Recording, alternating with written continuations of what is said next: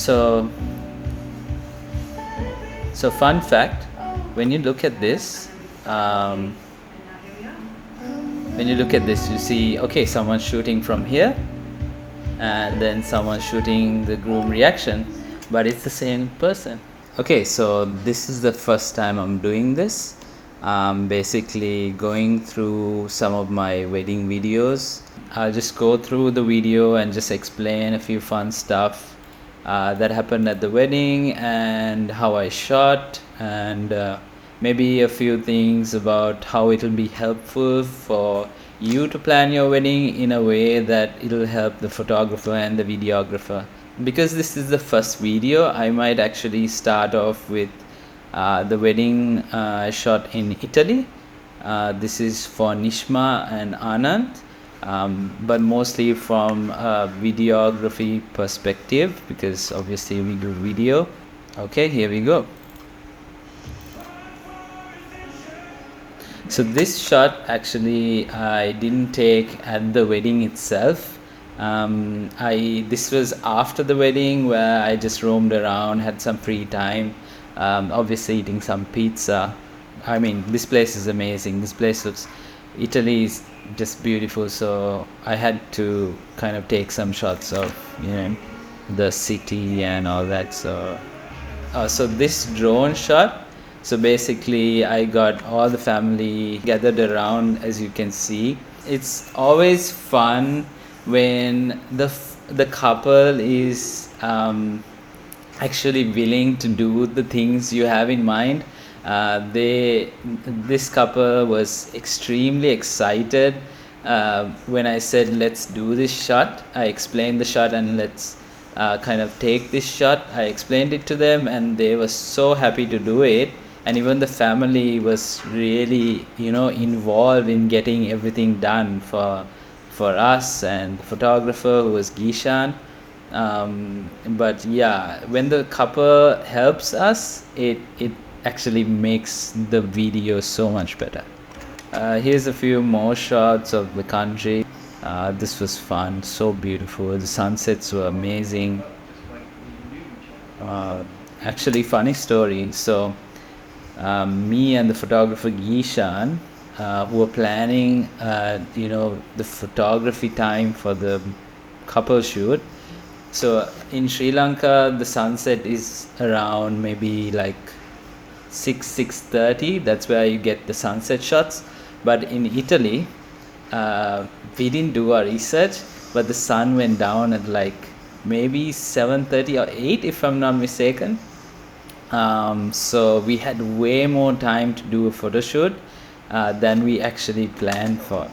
So we did interviews for this couple because we had a couple of days to shoot and it wasn't so hectic. So on the very first day that we moved into our first location, the villa that we were staying in, we asked questions about how they met and all that stuff, blah blah blah, and we did it at the location. It's fun to do interviews if you have time, because most traditional Sri Lankan weddings, if it's like in Colombo or something like that, it's very hectic and you don't really have time. So basically, if you're doing an interview, you need to have time, right? So in a typical Sri Lankan wedding, you don't really have much time to do that, because you have the getting ready shots, then the photo shoot, then you have to rush to the ceremony location if it's like church or then poru or whatever. The problem is there's so much in the agenda that if you add interviews, it just makes it hard. But if it's like down south, out of Colombo basically, and if you have time, you're not having a long ceremony and everything's in one location, then it's easier to get an interview done. And interview basically adds a lot of value to the video, because it just tells the story that you don't get to hear in speeches. So for the photo shoot, we don't really pose couples as such, we direct them, and we kind of film that. So that's what that was. This was such a beautiful location. This location was so beautiful in the sense that everything, any angle you shoot from, it just looked amazing. The family knew us as well, so because we shot this bride's sister's wedding in Portugal, so some of the family knew us, so it was so much easier to work with them. Everyone was fun, having fun. They were easygoing. That just made a big difference in our video. Like, it helped us a lot. And the best part of this welcome dinner was that they had pizza for dinner. This is the location at night time. So they really partied. Like, it was just the first night, and we thought it's just gonna be a dinner and just some music on the side, something like that. And then me and Gishan, we had way more content because they partied a lot. We had way more content to capture and add into this video. Basically, Gishan got a lot of photos, and I think he damaged one of his likes, if I'm not mistaken. But that's another story. Yeah, they were having fun. You can see, like, everyone's just having fun, dancing. It was the first night, so it was really good. The locations were so easy to shoot at because whatever angle you take, like, you have breathtaking views. So more shots of Florence here. The wedding was in Tuscany. So fun fact, when you look at this, you see the bride walking and the reaction of the groom watching and waiting for the bride, and you think, oh, so two people were shooting this wedding. No, it was just me. So I shot that, I ran, and then got this reaction, and then stayed back at the aisle, and then focused on the bride again. So it looks, when you play it back, it looks like you have multiple cameras, but it was just me.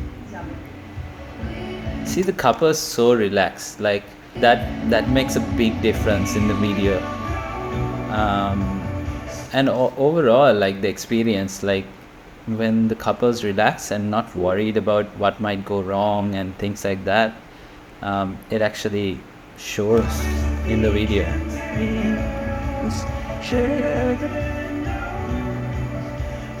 Crowd again is amazing. They did everything we told them to.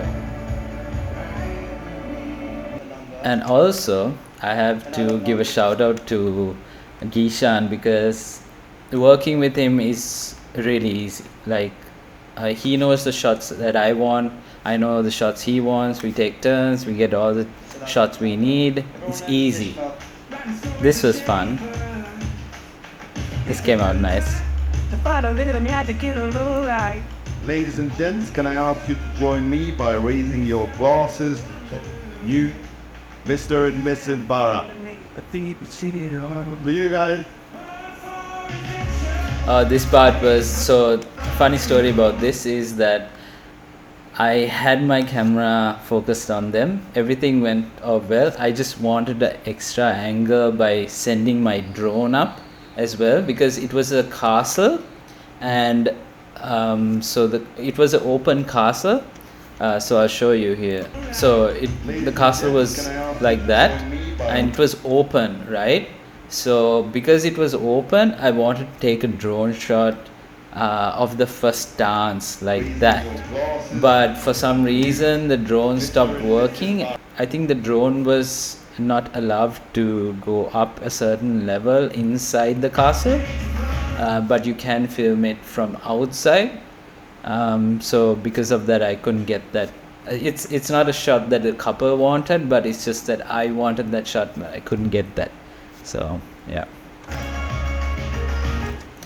so that's the end of this video. Maybe I'll also share how I do my couple shoots, things like that, so that couples know what to expect on the wedding day, how the lighting should be, how the audio should be at the wedding day, how the couple can help me out with the audio, with the lighting. Maybe this will be helpful for people who are planning to book weddings or have already booked weddings. with us. And yeah, so planning to not make this too technical. It's not going to be technical videos, it's just fun, that kind of stuff. So yeah, hope you like this.